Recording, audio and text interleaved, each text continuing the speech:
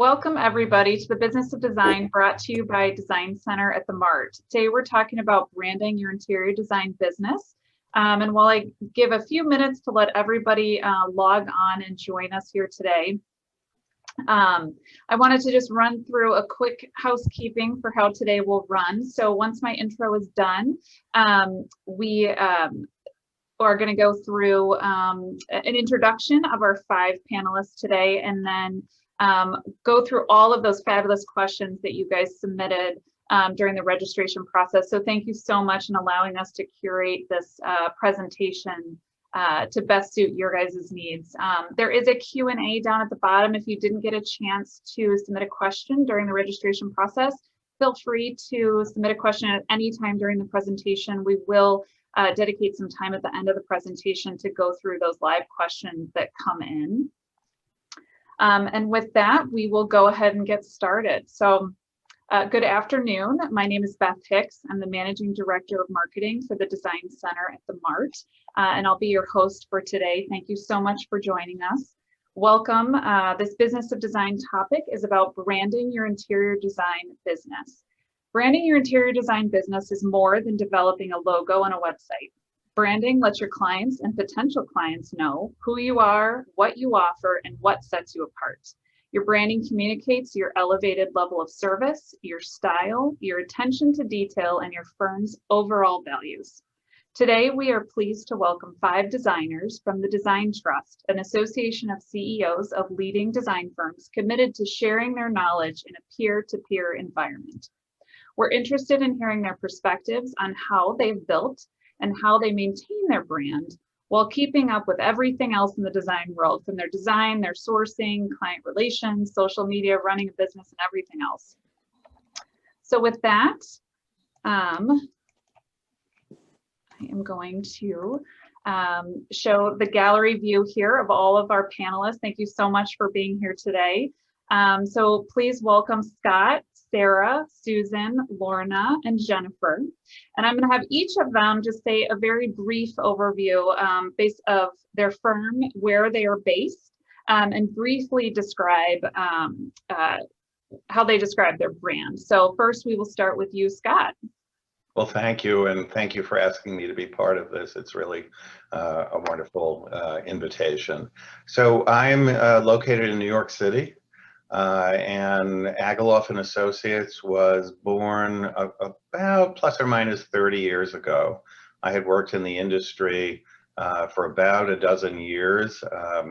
I come at it with an architectural background. I'm a graduate of Carnegie Mellon and Yale University. And when I moved from New Haven to New York, I joined an architectural firm that was focused on doing corporate interiors, actually. Soon thereafter started teaching, actually part-time.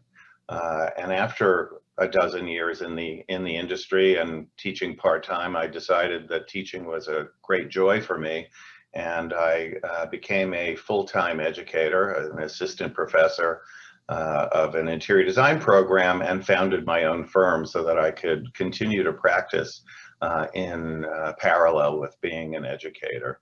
30 years later, I built a practice that focuses on the interior environment, almost entirely residential, where we fluctuate between 10 and 12 people. Most of our work is in the New York metropolitan area, although we're just finishing up a project in Palm Beach right now. And my staff is about evenly split between architects and interior designers. So again, thank you for asking me to join you. Great, thanks for being here, Scott. Here we are. Thank you. Susan? Hi, I'm Susan Brunstrum, Studio Brunstrum, and I am from Chicago. I have had my firm for 18 years, founded it up in Deerfield and Libertyville area, moved into Chicago about 6 years ago. I did not start in interior design. It's a second act for me. My background is actually in marketing and advertising. I had worked corporately, I've worked for ad agencies, and I actually had my own marketing communications firm before founding Studio Brunstrum. We too are a residential firm. I like to think of myself as a connector of dots and an intuitive problem solver. And I've learned over the years that I don't expect perfection anymore because it's a little bit unattainable. But I do expect reality in all that we do. But perfection, I think I lost that maybe 5 or 6 years ago. Just hoping to do the best that we can for our clients. Great. Thank you, Susan. Welcome. You're welcome. Sarah? Hi, my name is Sarah Eilers. I am an interior designer in Houston, Texas. My firm is Lucas Eilers Design Associates. Started a long time ago. My business partner and I, Sandy Lucas, met in college. We were sorority sisters at the University of Texas. She was 2 years ahead of me. She got out, worked in commercial. By the time I graduated, we both went to work for the same firm. We were there for 15 years before leaving and starting our own firm, which was 25 years this year. And we celebrated this year with our first book with Rizzoli, Expressive Interiors, which has been very exciting and challenging during COVID. We also primarily do residential design work in Houston, and our clients take us all over the country. We do a lot of second and third homes. And what kind of sets Sandy and I apart, we are both classically trained. We both have degrees in interior design. So I think we assumed that everybody was on the same playing field, but we realized that we are different in that regards. And so we do kind of try to highlight that in our work and kind of bring in the principles and elements of design to every project. Great. Thank you, Sarah. Lorna? Hello, everyone. My name is Lorna Gross, and my firm is Lorna Gross Interior Design. We are based in North Bethesda, Maryland, just outside of the DC metropolitan area. And it's interesting because I have things in common with everyone who's already spoken. I too have started this as my second career 15 years ago, but my first career was in business, and I have an MBA in marketing, worked in corporate America in product branding for a decade before I became an interior designer. And we handle high-end residential, a little bit of commercial projects throughout the US, as well as in the London area. And as you asked the question, Beth, about what our brand represents, my brand represents professionalism, it represents sophistication and uniqueness. And we are also known for our high level of customer service. Wonderful. Thank you. And last but not least, Jennifer. Hi, I'm Jennifer Leonard with Nifelle Design Fine Interiors in Portland, Oregon. I'm jealous of our pre-conversation before starting this and hearing of warm weather recently in all of your locations. It was raining about 5 inches this week in Oregon. But I do love it here. I love my firm. I have a small boutique firm. We have 4 employees and we specialize in high-end residential. I formed the firm in 2005. It is also a second act for me, although I did grow up in the business. So I am a second generation interior designer. My mother, who is still practicing and I believe might be on this call actually, started her firm in Central Oregon and needed to incorporate her business in 1980, and I'm an only child. She took part of my first name, Jennifer, and part of my middle name, Michelle, and she formed Nifelle Corporation. So in 2005, when I decided to start my own firm, that seems like a fitting and sentimental name for our firm. So so my firm was in a way born out of my mother's long-term firm. So we're happy to be practicing in rainy Portland, Oregon. Wonderful. Well, thank you all again for joining us. We will dive right in. I'm so excited to get all of your vast experiences and perspectives really from across the United States to see how they differ and build a rich conversation today. So right out of the gate, you know, an effective brand identity is said to increase sales and cultivate customer loyalty. But in interior design, it's a little different because we rely so heavily on referrals and that personal level of service. So does the brand really matter? Susan, maybe you can start us off here and kind of speak to that a little bit, because it is different, as we had talked briefly about, you know, the brand of Charmin, right? And everything in between. It is very different. So does it matter in interior design? Absolutely. Hands down, your brand matters because you are your brand and the face of your business. So, your identity is not static, nor should your brand be. I mean, some of us have been in the industry longer than others, but also been in the industry a long time. And I think we've changed over the years.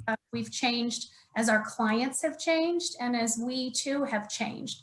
I think it's important that we understand why we're marketing and who we're marketing to, and that helps us determine and define our brand.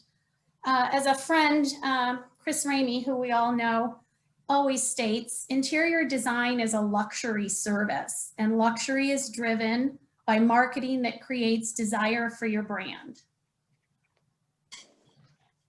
Really important to remember, we are all a luxury service, and luxury brands really use marketing to drive revenue and profit. And we should be doing the same things. And if you don't think of yourself as a luxury brand, you really should be. Luxury brands are exclusive, they're hyper-personalized, they're private, they tell stories and invite our clients into our inner circle. And I think that's what we all do in our own way. We're more than the sum of our parts. We're more than just the products and the services we provide. We're not just a transactionary, what we do is not just transactionary. It's really that as a brand, we need to be authentic to who we are. We need to be an ambassador and a guide for our clients and an educator. And that's what sets each of us apart because we become that must-have to them. So I think a brand is really uber important. Great. Scott, any insight on that? Yeah, I think that what Susan said is absolutely true, though I might take it in a slightly different direction.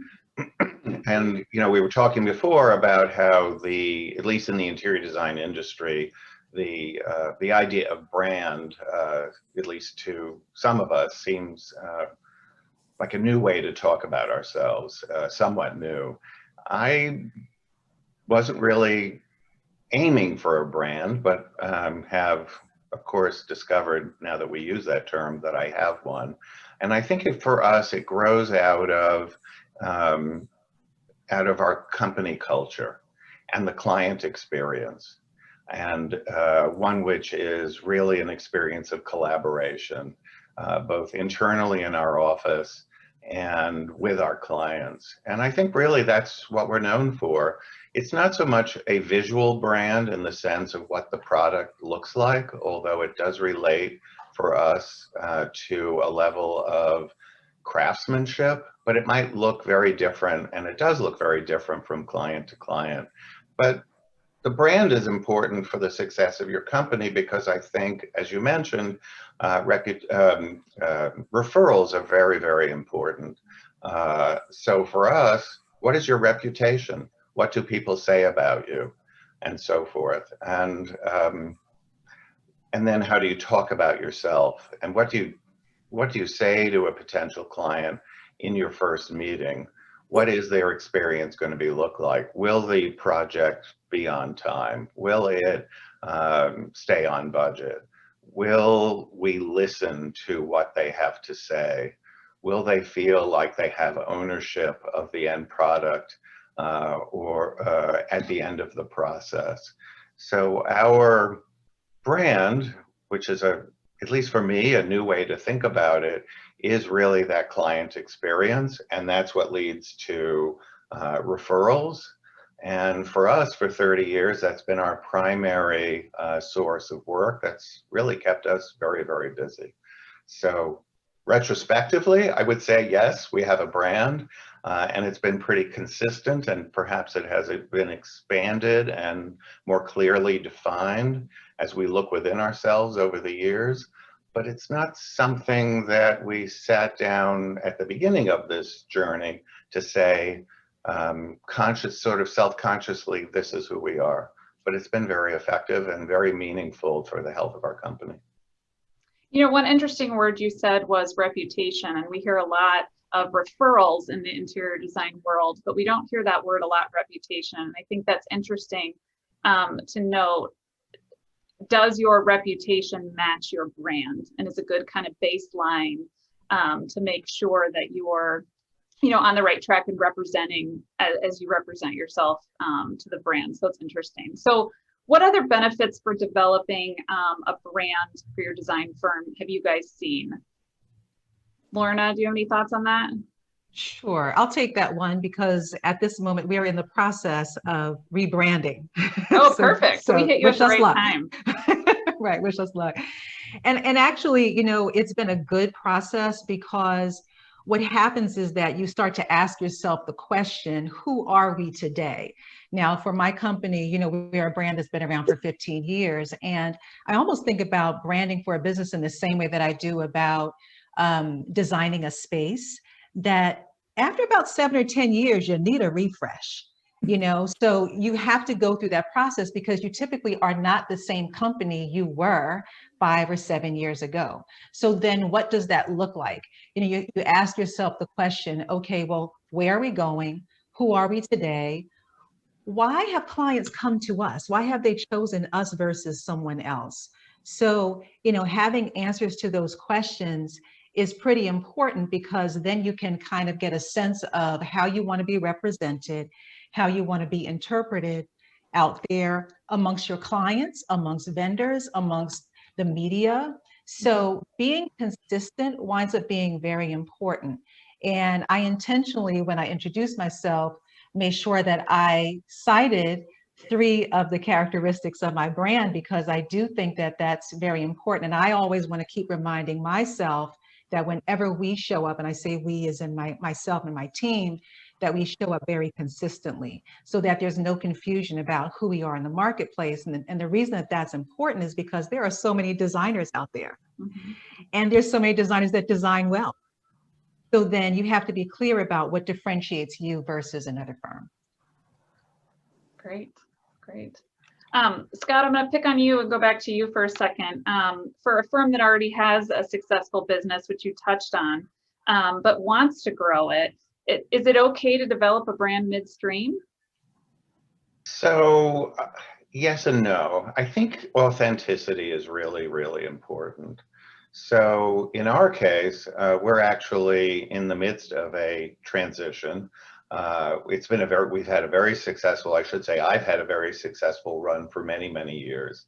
And a little too busy actually to sort of sit back and think about branding. It's just sort of happened organically. But our transition, I'm in the midst of going from a sole proprietorship to a partnership arrangement with the 2 other principals in the firm who have been with me for a very long time. So we will have shared ownership, and that has caused us to hire a consultant and work towards not necessarily rebranding, but helping us discover who we are and who we have been. And by doing so, we're about to launch a new website, which will be a much better reflection of who we are. And that whole process has helped us to actually clarify what we've been doing right for all these years, mm-hmm. and what the narrative should be and how we should talk about ourselves. Because if we've had the success, let's identify, and we have, why we've had that success, and tell the story a little bit more readily and consistently among us. So it's been incredibly valuable to have some outside help and to help us understand who we actually already are. Great. So taking a step back, how do you start? Any tips on how to define your firm's brand? Well, I want to jump in and say that thanks to Design Trust, where we get together and we meet all kinds of very interesting people who are brought in to speak to us in our organization. I was lucky enough to meet a branding consultant, actually someone that Susan Brunstrum introduced to our organization. And through her presentation at Design Trust, I was really very impressed with her perspective and asked her to help our company. And she's just done a brilliant job. So get help. I would just say get some really great help And thank Sometimes you need that third party perspective too. definitely. Yeah. Jennifer, you were going to pop in and say something. Oh, yes. Well, kind of back to what Lorna was saying earlier, I feel like kind of knowing your core true values and what you want to represent and put out into the world is so important. And so we have kind of a tagline on our brand that, again, we try to stay true to all the time, and it's classic, timeless, and livable luxury. And I feel like the livable luxury part is very apparent in the design work that we do and the design work that we get called to do. We work with a lot of families that are probably, you know, between 35 and, you know, 55. That's kind of a big sweet spot for us in Portland. And, you know, they have children, they have dogs, they have a busy, very full life, but yet they call us because they are ready for kind of a more grown-up home. We get told we want nice things, but with those nice things, we do a lot of education on quality and you know, authentic craftsmanship, and why, you know, spending the money on a hand knotted wool rug is going to be worth it, as far as, you know, cleanability and durability and you know, not chemically processed and all of those things. So we years ago, probably several years into having my own firm, kind of did a stop and pause and think about, okay, what are our core values and what do we want to express, you know, to our clients, and I think we stay true to that, and I think that is evidenced in the work that we do and the calls that we get for additional work. And one of the things that I would add to what Jennifer is saying is that her firm did a great job of identifying who her ideal client is. So when you ask the question about how do you start, you look at your 3 to 5 ideal clients and then identify the similarities across the board. What books are they reading? What cars are they driving? How do they spend their time? Do they have kids? Do they have dogs? All of those things are important because they're coming to you for some reason that maybe you have or have not identified, but you want to be able to address them and take care of them and their needs along the way. Mm-hmm. I'm going to jump in as well, Lorna, on top of that and say, one of the things that we did when we rebranded, we went from Sweet Peas Design to Studio Brunstrum 2 years ago. I too agree with Scott Ageloff. Do not go it alone. Do not, if this is not a DIY project, our clients hire us for a reason, hire a branding expert. It will help you immensely, because often we're so into our own business, we can't see outside of it enough. And that's what a branding consultant can help you do. One of the first things that I did actually was I asked clients, former clients, those within the industry, our service providers, manufacturers, our reps. I asked friends, family, business colleagues I let them know that we were thinking of rebranding, and I asked them if they would give me 3 to 5 words or adjectives that described both me and our brand. And you'd be amazed at what you get back. Now, prior to that, I did that myself, and I went through that whole exercise with our branding consultant, but I really wanted to see what others thought of us as well, because often you think you do something well and you don't, or you may think you don't do something well and you get a great surprise that someone thinks you're one way and you've never considered yourself that way, or a firm. And so I found that to be extremely helpful. And people, those that know you and adore you, want to help you. They want to help your business grow. And if you let them know that you know, you're looking to rebrand, I just found it incredibly helpful. So that was one thing. The other thing is, I think before you go through this, you need to make sure that you actually have the time needed to do it, that you've devoted the time as well as the budget to do it. It is not an inexpensive venture of time or money if it is done right.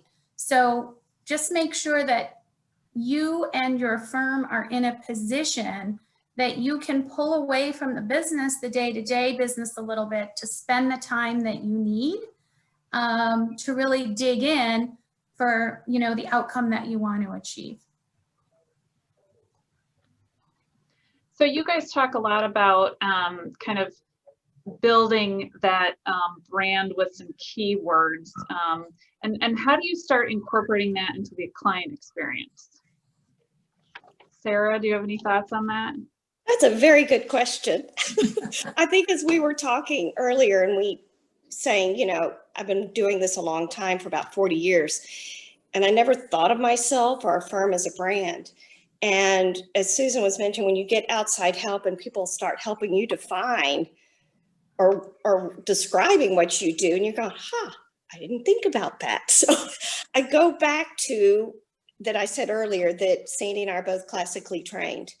And we've had amazing experience of doing a lot of new construction, ground up, remodeling, working with teams, with architects, with builders.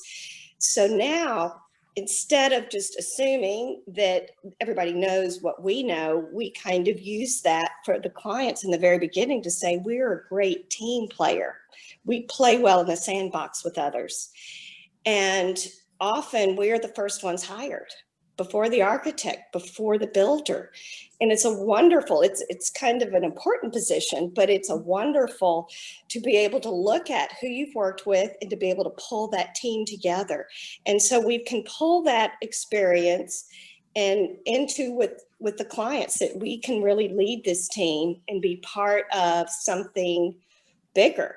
And I think that's worked really well for us with clients, because we do get quite a few referrals from architects and builders. I realized that about 10 years ago when I was trying to figure out where most of our work was coming from. And it just was a light bulb that went off in my coming from architects. So we started building on that experience level. Great. And I would add to that also, you know, when I think of branding, and by the way, I drive my staff crazy here with it. I'm a cuckoo person. It comes to it. Careful, this is recorded. That's right. That makes two of us. So, you know, branding for me is external and it's also internal, right? It's the way that you want other people to interpret your brand, who you are, how you go about doing your work. But it's also about how you show up internally, you know, how you answer the phone, the clothes that you wear, the way that you write an email, all of those things are important. And I would go as far as to say that it even matters the way that you hire, because I can, you know, use an example from my own professional experience that I at one point made a hire and didn't realize that this person wasn't as positive minded as we needed them to be as far as our company culture was concerned. And we took a hit, you know, so even that is important, because you don't want to get off track of what even your internal branding is. Mm-hmm. That's I really want to pick up on what Lorna said, because the brand isn't just about you or even just the principles of the firm. It's about the entire spectrum of interaction between your company and your clients. So actually, you know, branding is one thing, but I might even label it strategic planning, because by going through a branding process, and I might return to the idea of an outside consultant who helped us through that process, but it really became strategic planning, and it touched every member of the firm so that they were engaged in this conversation about what we believe in and what is our culture and how do we talk about ourselves, so that the entire staff is all speaking the same language and telling the same story. So that was great, a great process to go through.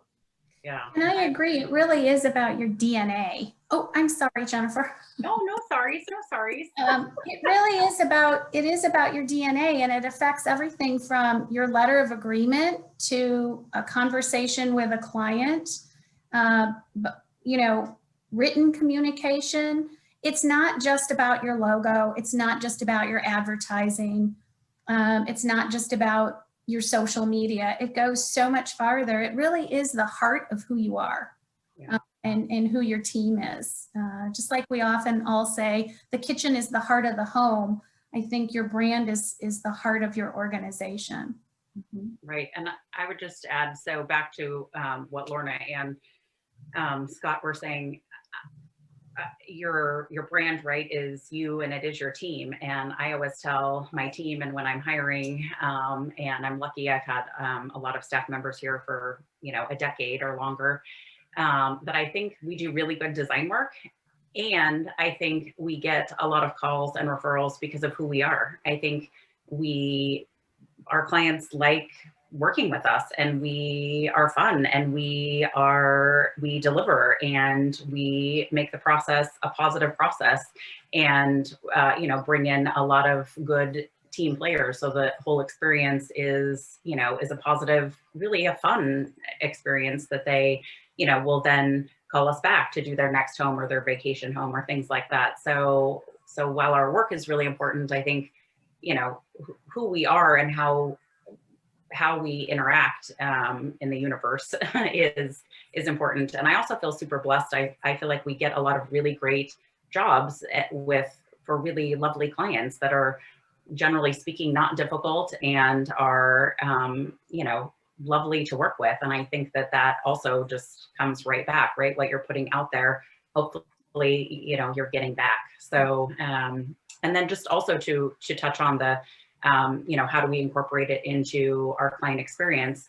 I feel like, again, we kind of walk the talk and live the brand. So our business model is a little bit different. We operate in a showroom that I actually live in. It's a 1914 Colonial in Portland, Oregon.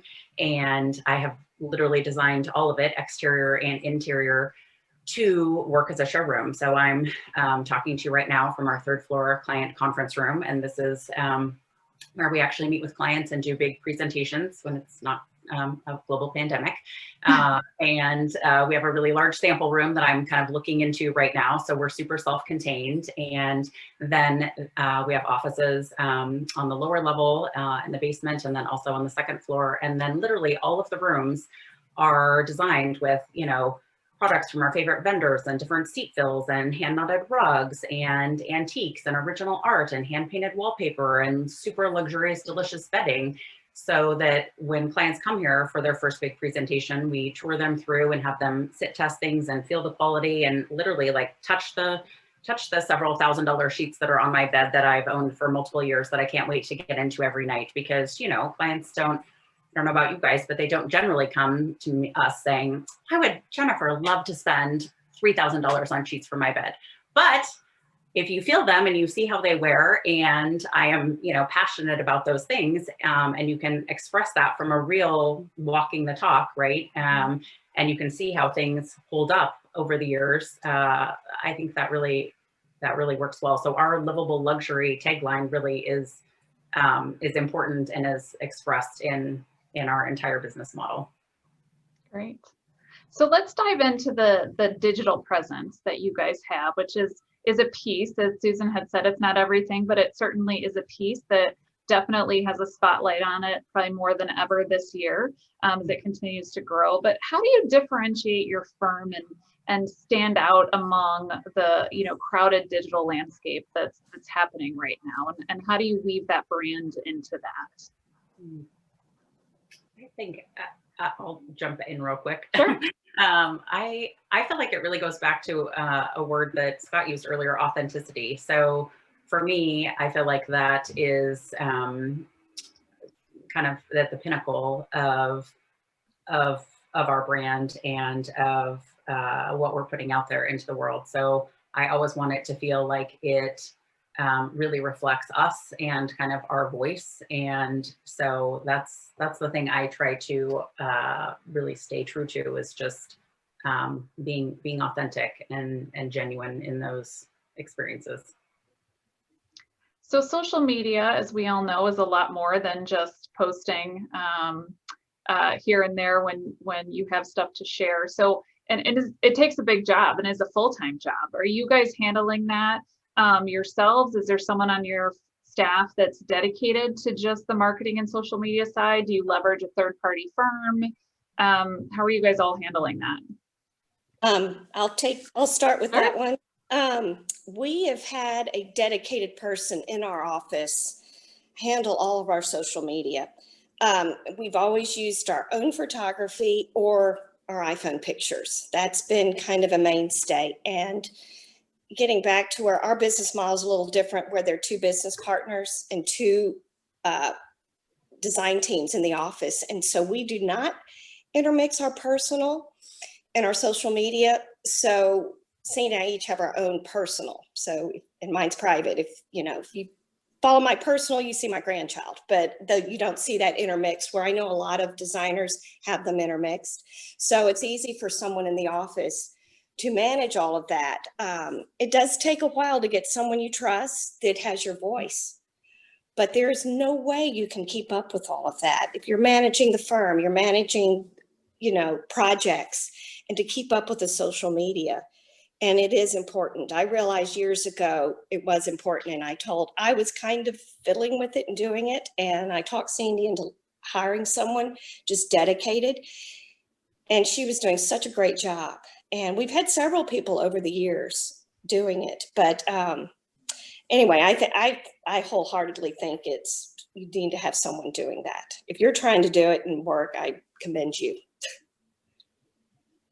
I agree. We also handle our social media internally. For the past 2 years before the pandemic, my daughter's been handling it. She's our director of business and development.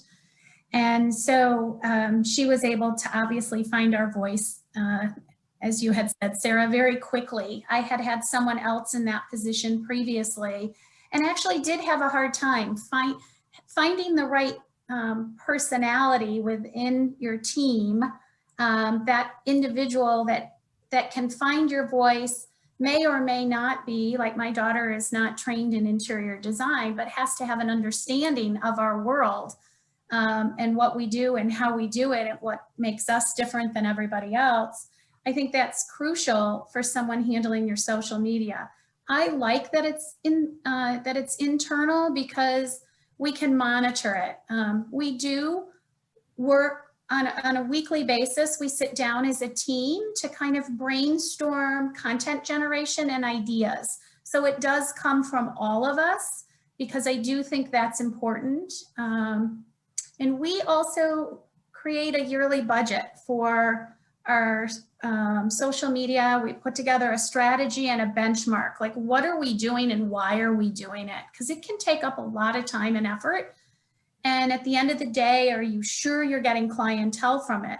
And I think Scott, you might have said this, but quote me if I'm wrong, let me know. I really think it depends on your clients, like how much social media what you're doing and where you're present and how much you're doing is a lot of times really relevant to your clientele and what are their needs and how are they approaching social media. So that's why at least we started trying to have a benchmark and a strategy. And every month we evaluate, our return on our investment and how many click-throughs and, all that good stuff, right? And then it helps us to adjust accordingly. Are we spending time where we shouldn't? Or should we spending more time in another medium? Is Facebook more important than Instagram? Is Instagram more important than LinkedIn? Is our e-newsletters more important? I think you have to evaluate how your clients are consuming media, and that's where you should be. We don't all need to be everywhere at the same level all the time. I mean, just the 5 of us here, we have very different businesses and we have very different business models, and we handle our social media differently. And I think that's okay, because it's based on what our clientele and how they absorb and consume, and then in turn what we're doing for them. I want to jump in and say I really agree with what Susan's saying, but I also want to, very much so, but I also want to say that I think there's no right answer that works for everybody. You know, in our case, I would say that we're the social media laggards. The success that we've had has been primarily through referral. But even though that's the case, I would use a different term. I would say that we have an internet presence. So what tends to happen is somebody will refer us, and then that person who has gotten the referral will research us. So we're careful to make sure that we have a sophisticated, positive internet presence, but we are not, in our case, we are not dependent on a constant refreshing of what people can find through Facebook or Instagram and those platforms. I recognize that's been incredibly successful for other people, and every now and then I have fears that somehow we're missing the boat, and yet we're so busy that maybe we haven't. So but that's us. Scott, I didn't want you to think that for us it's the end all be all. It's not either. But it has to sort of validate what you've told people, right? Yes, absolutely, absolutely, and it has to be consistent with all your other marketing. Absolutely, and we failed at that. I'll be honest with you. For a while, we could not get Instagram to where I felt our voice was the appropriate voice for the firm. We stumbled on that for a long time until my daughter came in and took it over. We just couldn't get it. And I felt like we should be doing nothing versus doing something that didn't feel as though it was right for our brand. And so we took a hiatus, regrouped, figured it out, and to make sure that it was strategically in line with the rest of our marketing. So I want to jump on a live question. Actually, there's a handful of questions here that I'm going to merge together, but want to get your guys' thoughts on this. So one reached out and said that they've been an interior designer for the last 10 to 15 years, but they're just now going out on their own, and they don't have the rights to use the photography from the larger firms that they've been with. So they have very limited resources in terms of photography. The same in another question was about a new designer, right, who doesn't have a significant portfolio of work. So how do they generate and showcase their brand on social media when they don't have a lot of assets to use and assets to share? Any thoughts that we can give them?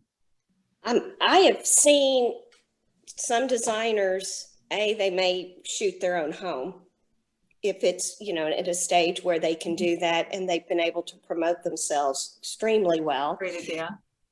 That is one idea. Others and have used other people's work that they admire, that they're trying to establish a look. You have to be really careful, though. You've got to give credit to that designer and to the photographer. And just because, you're sharing the love, don't pretend it's your own work, but that you're trying to establish a taste level, or that's what you aspire to do. I've seen some designers really build up their followers that way. We never did, just because we had so much work that we were told when we started our blog, you don't need to use other people's photography because you all have so much photography. And I do agree with you, Sarah, around trying to photograph your own home, like design it well, because really you can take about 25 to 30 pictures in each room if you do it well. You might have a little detail shot or a vignette. It doesn't have to be photos of a whole room, so you can get a lot out of one space and then stretch it out over time. Maybe on Instagram, you drop in a quote here and there so that every post is not about photography. So there are different creative ways to make the impact and kind of spread all these posts over time. Great.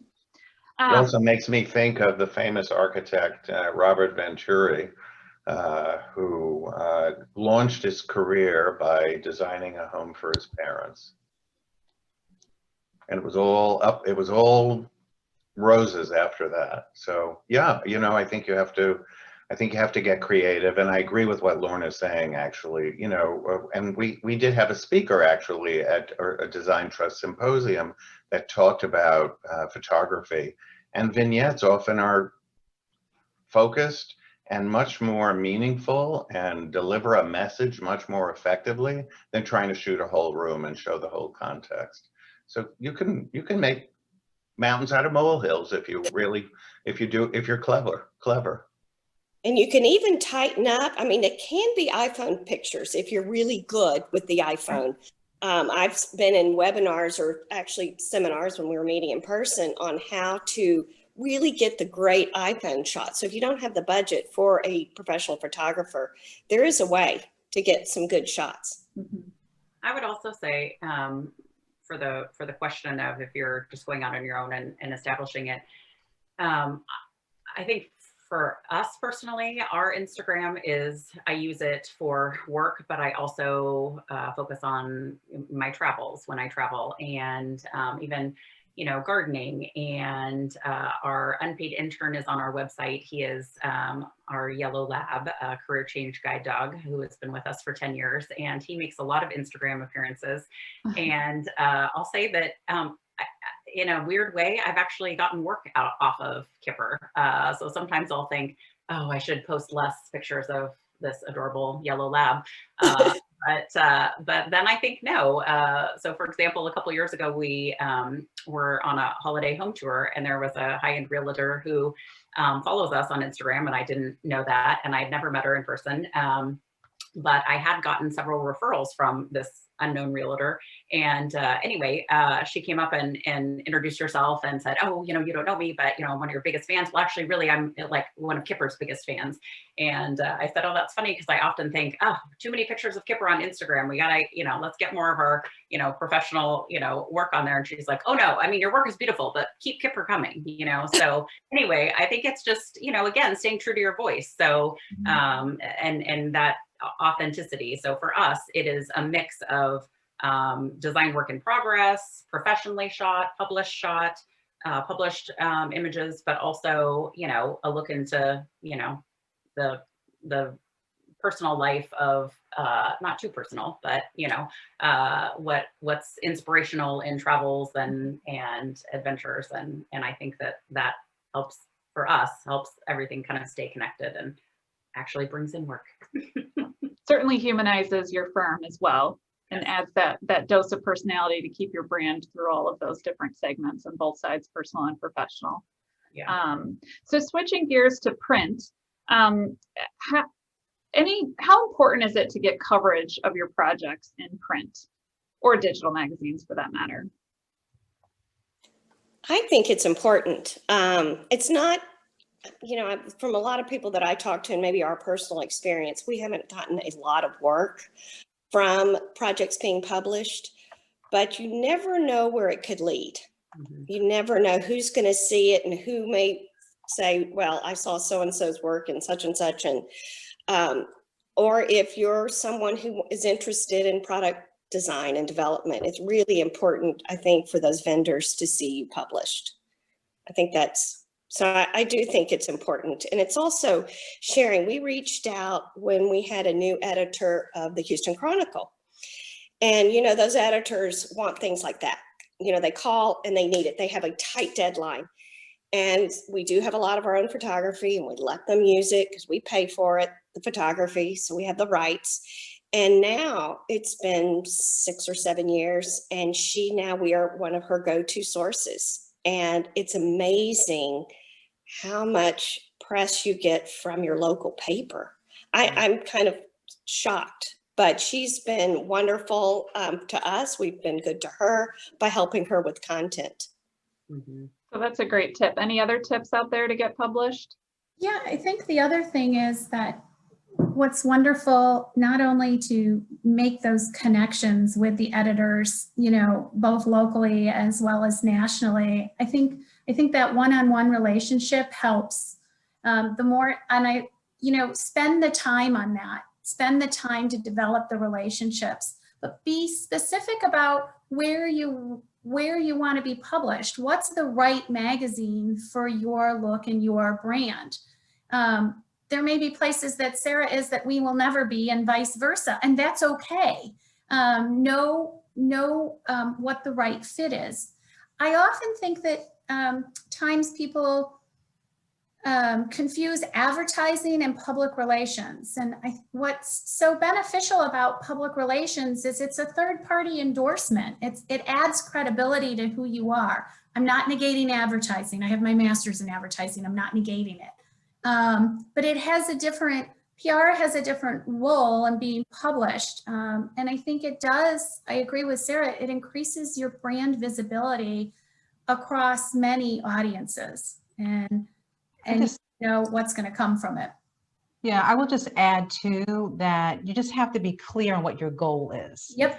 Because regional and local publishing is different from national, right? Absolutely. So if you want to be an influencer, for example, then you may want to go national. If you go national, you might need help. I attended a seminar earlier in the year where an editor of a very well-known magazine spoke. And basically this person said, I rarely ever accept submissions from someone that I don't know that is a PR person.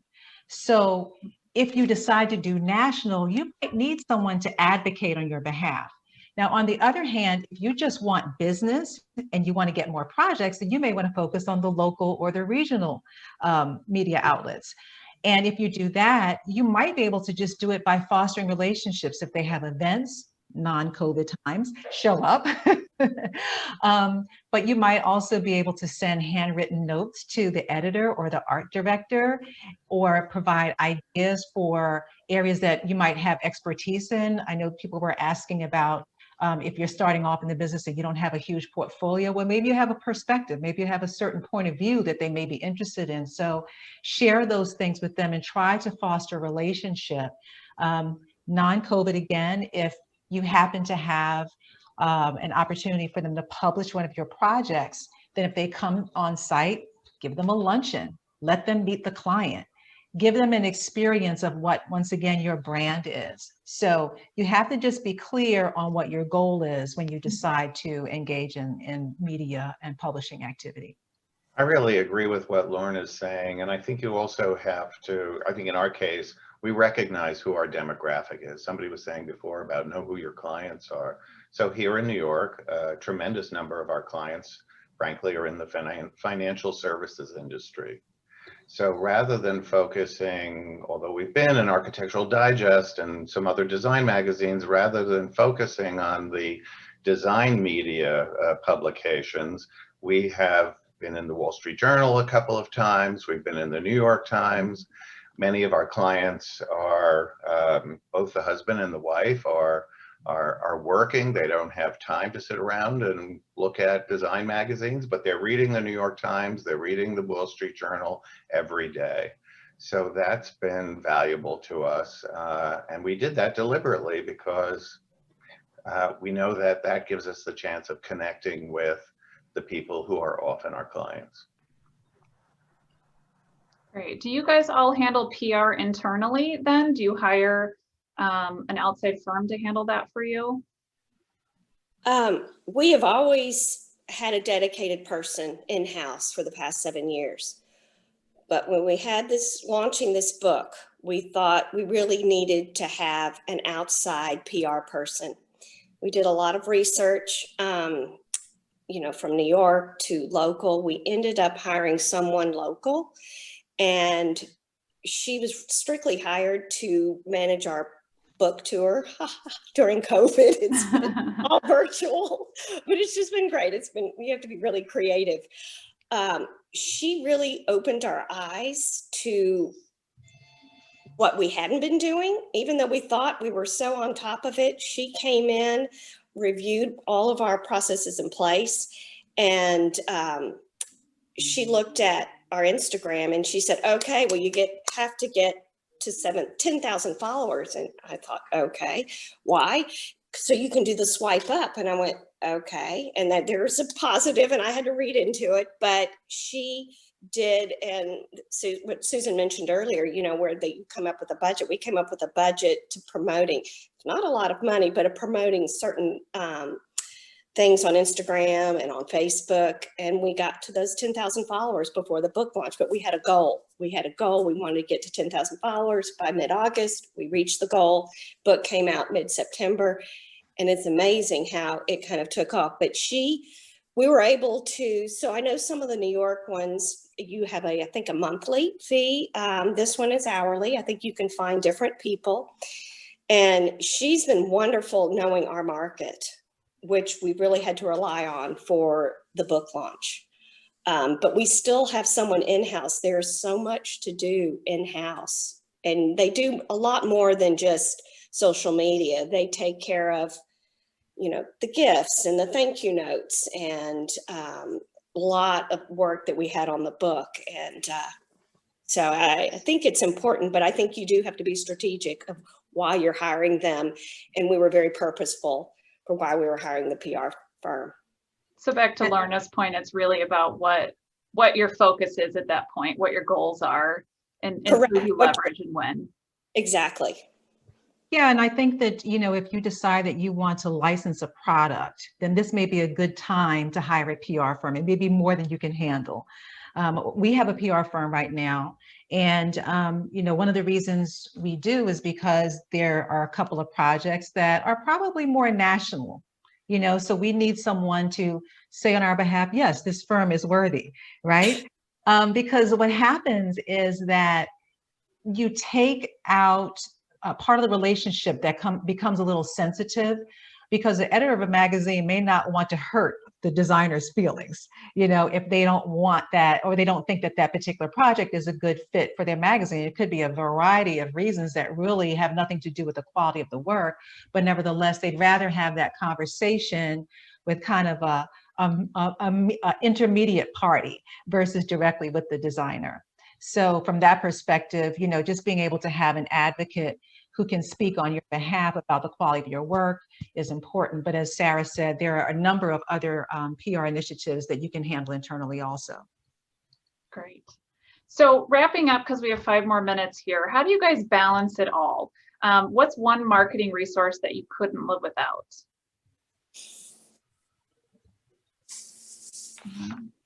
Well, Susan, you're smiling. actually, it's been my daughter.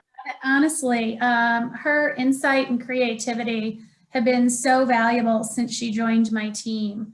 Whenever we're contemplating a marketing expenditure of any sorts, she'll always come back to, you know, Mom, don't always go after the bright and shiny, right? Like, is this going to bring clients in the door? Is this going to give you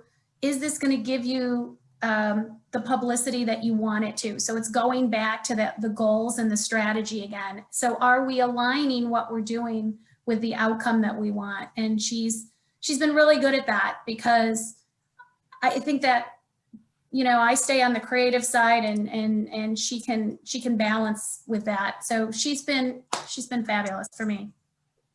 I have a weird answer to this question, Okay. and I didn't think about it before today. Yeah.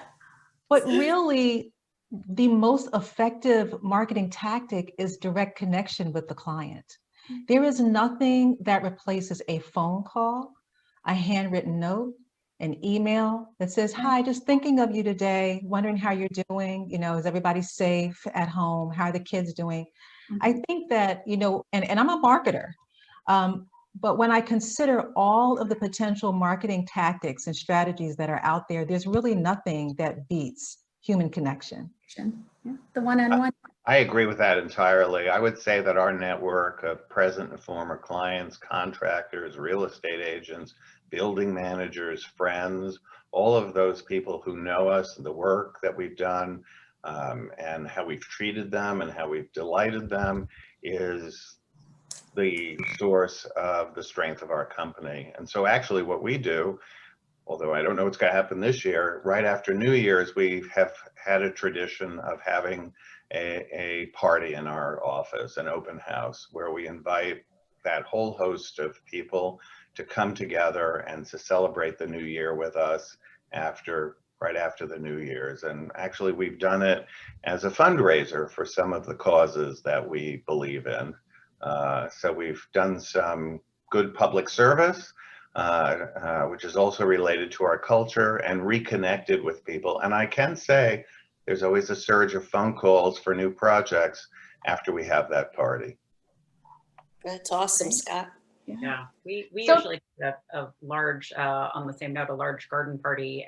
We're on 3/4 of an acre here in the city, and koi ponds and everything. And so we usually do a big garden party and invite, you know, our vendors and our clients, and say they, you know, can bring people and, you know, neighbors and family. It's just always a big mix, and it's always really lovely to connect again in person, you know, with all of those people, and usually new work or work for, you know, older clients. You know, oh, Jennifer, I really love, you know, what you've done with this. Let's start on this, you know, let's redo this space. So it's just, you know, I feel like social media in that way for us actually works well as well, because we get a lot of, you know, comments or people, you know, instant messaging, you know, oh my gosh, I love that, you know, I love what you just did over here. Or, you know, it's a nice way to also stay connected in kind of a weird way.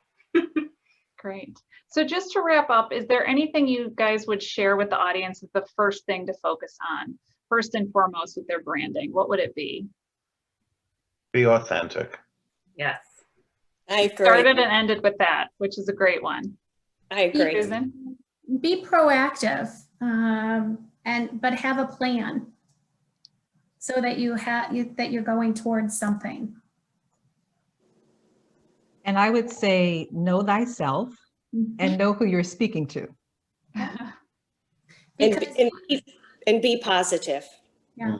It's been a tough year for everyone, but I think it's important to continue to be positive. Because I think clients choose you as much as you choose them, right? I agree. If you're Absolutely. authentic to your brand, your clients are choosing you as much as you're choosing them. So I think that's key to know who you are. Great. Well, thank you so much for out of time today. Thank you to our wonderful panel for taking the time out of their day to share their insights with us. And this presentation will be recorded and will be on YouTube in the next couple days in case you miss portions of it or want to reference it again. So once again, thank you everyone for attending, and have a great day. Thank you, Beth.